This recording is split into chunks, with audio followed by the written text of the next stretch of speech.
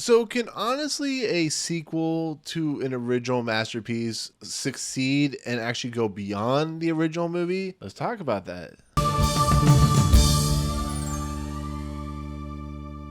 What's going on, everyone? Welcome to Movie Emporium's movie review of Spider-Man Across the Spider-Verse, the newest film in the Spider-Verse franchise that's directed by Joaquim dos Santos, Kemp Powers, and of course Justin K. Thompson. So, set a year after the events of Spider-Man Into the Spider-Verse, Across the Spider-Verse once again sees Miles Morales, who's once again voiced by Shamiek Moore, basically juggling his life as most Spider-Man properties do. He's trying to be Spider-Man, he's trying to protect the city of Brooklyn, as well as trying to justify his life, going to school, eventually going to college, which is where his parents want to see him go to. He's good grades. And so he's just doing what your typical teenager does with a lot of more responsibilities than most teenagers. Well, this is also a story about people from other universes trying to keep that in check. We, of course, have more of Gwen Stacy, voiced by Haile Steinfeld, and she basically gets recruited by this, group of individuals that are kind of like the Justice Society or the Avengers for the Spider Universe. They are being led by a character named Miguel, who's, of course, Spider-Man 2099, and he, of course, is voiced by Oscar Isaac, and it basically is a story about a villain named The Spot, who's voiced by Jason Schwartzman, who creates a lot of issues because of some things in Spider-Man's past, and therefore they have to try and rectify it. It leads into some revelations about not only the character of Miles Morales, but the world that is Spider-Man, the Spider-Verse series, which will eventually be a trilogy. And so it basically boils down to the actions, the consequences, how they reflect, how they interact, and how does a character like Miles Morales kind of live in a world where he seems to be constantly being pulled apart. And then on top of that, how do you deal with the fact of learning that there's this whole other verse going on that's being policed and stuff like that. So there's a lot of moving pieces. This is a 2-hour and 20-minute movie, and it's the first part of a two-part kind of conclusion, I guess you could say, in a lot of respects. So that's the easiest way to explain what this movie is without truly spoiling like the major plot details and stuff like that. So it's safe to say that this movie, for the most part, at least 99% of the population, this movie blindsided a lot of us when it came to just completely being kind of thrown off guard with how good this movie was. This is a movie where I didn't think the trailers were that great, but the word of mouth and the reviews, the early reviews for this movie were kind of like through the roof. It became such a phenomenon when it came to this movie that when I saw it, it was one of the first times I've ever kind of been awestruck and kind of taken aback by a movie. It really was. It was pretty crazy when you see it and when you watch it because of how inventive it is, how creative it is, how it takes the story of Spider-Man so seriously. It uses it with such panache and such revert and stuff like that.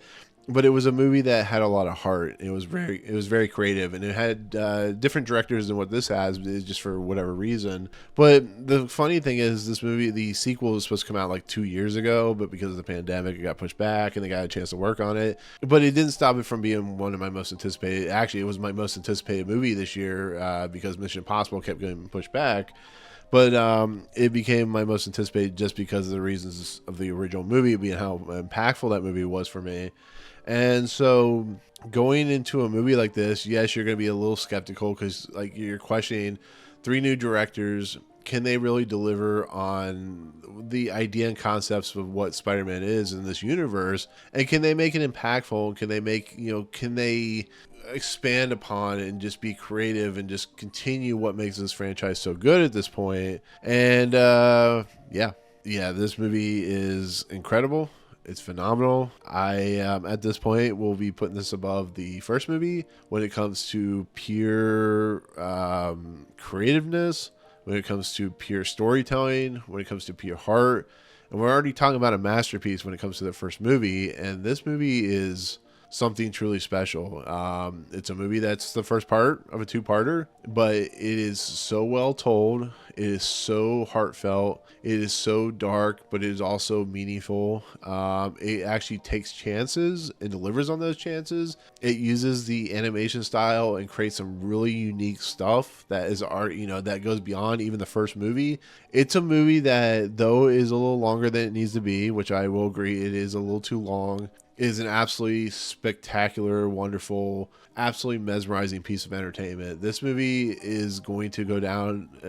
I would be shocked. I'm going to be shocked if the third movie is really bad after this movie, because the same directors are doing the next movie. But it's a movie that allows characters like Gwen Stacy, who is played by Haile Steinfeld, to absolutely expand upon their character. It allows the character to not only be dimensional, which was already dimensional, but give it heft, give it depth, give it some real awe-inspiring verbose and stuff like that. It's a character that, beyond like the ideas and concepts of what makes good storytelling, it allows a character like Miles Morales to be even a deeper character than he becomes, to deal with some really disturbing stakes that could be really like life altering in a lot of respects. This is a movie that allows like new characters like Miguel and Jessica and other characters that pop up, like Hobart and stuff like that.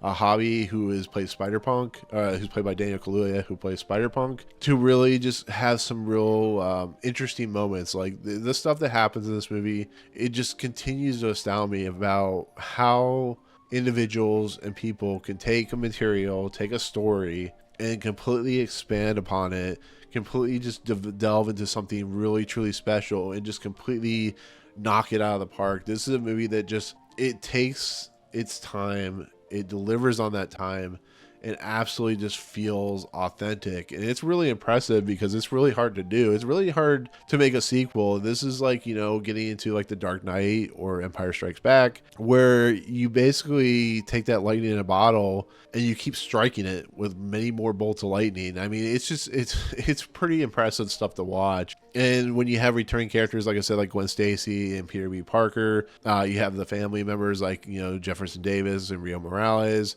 It makes me happy that they succeeded. And not only did they succeed, but they kind of went past the original and made it even better, which is, it's an like impossible task to do. It's kind of crazy to watch. But then on top of that, I love the fact that this world that it inhabits is unique. So every world that they go to in this movie, every multiverse they go to, is unique and interesting.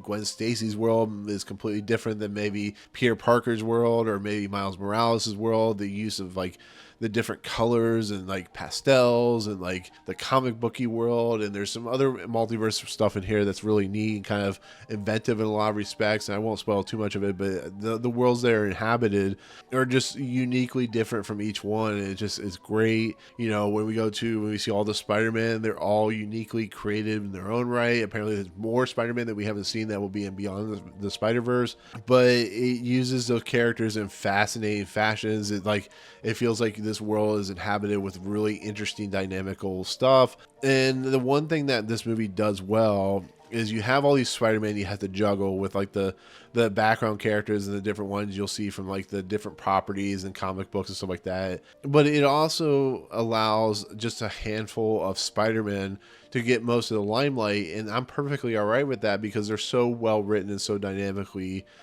pace and stuff like that when it comes to the characterization, that when you're watching these individual characters play out, you're like, oh, that's so cool. I get to see a little bit of this. I get to see a little bit of that. There's some dimension. So it's not overloading your thought, your senses and sensibilities outside of a few action sequences where there's a lot of spider people and stuff like that. But the characters they do focus on are so uniquely done and so uniquely animated and so uniquely put out there to the world that if there's a character you don't see or you kind of wish you could see, the characters that they do have in this movie are just absolutely fantastic. And like I said, everybody who voices each Spider-Man character or voices the bad people or any of these characters in this movie are absolutely fantastically written. And it's just the nature of like having people like Lord Miller as your creators and writers, the directors who have done various projects that are well received. But in the end, this is a movie that's just thrilling. It really is a thrilling movie. It's a movie that just has a lot of passion put put into it, and it's creative and just it's understated like how impressive and how important this franchise will be. As long as it hits the balance in the third film and completely knocks it out of the park, this will be considered like one of the greatest trilogies, not only in comic book movie history, but just one of the greatest trilogies in history, depending on if they do a fourth film. But just in general, this will go down, as long as this third movie hits a home run, it will go down as like one of the greatest kind of anything when it comes to filmmaking and movie making. It's just that important and just that special and that unique, and just everything about it. This is why I love movies, and why I love the idea of movies and the idea of the concept of movies and the power of movies, because when stuff like this comes out, it truly shows you that there are people out there that truly understand, convey some truly unique stuff. So Spider-Man Across the Spider-Verse, I think it's a better film than the first movie, which is a really hard thing to do because I love the first movie a lot. It's one of the best movies of the decade. And this will be definitely right now in my top 5 of most, best comic book movies ever made. And whether other people will enjoy it, that's, here or there, because some people didn't really like the fact that it ended the way it did. But I think overall, I think it's perfect. So yeah, one of the highest ratings I can give it, a perfect rating for a movie. So there you go. That's my take on Spider-Man Across the Spider-Verse. But with that said, thank you so much for watching. Comments below. What do you think of Into the Spider-Verse? Are you looking forward to Across the Spider-Verse? Let me know what your favorite Spider-Man character is, because maybe they show up in the movie. I can't tell you. You have to see it. But otherwise, there you go. So with that said, if you like what you see on this channel, hit the subscribe button to join Movie Emporium. Hit that notification bell top to find what's coming next. If you like this video, awesome. Hit that like button, and we'll see you guys on the next video. Peace out.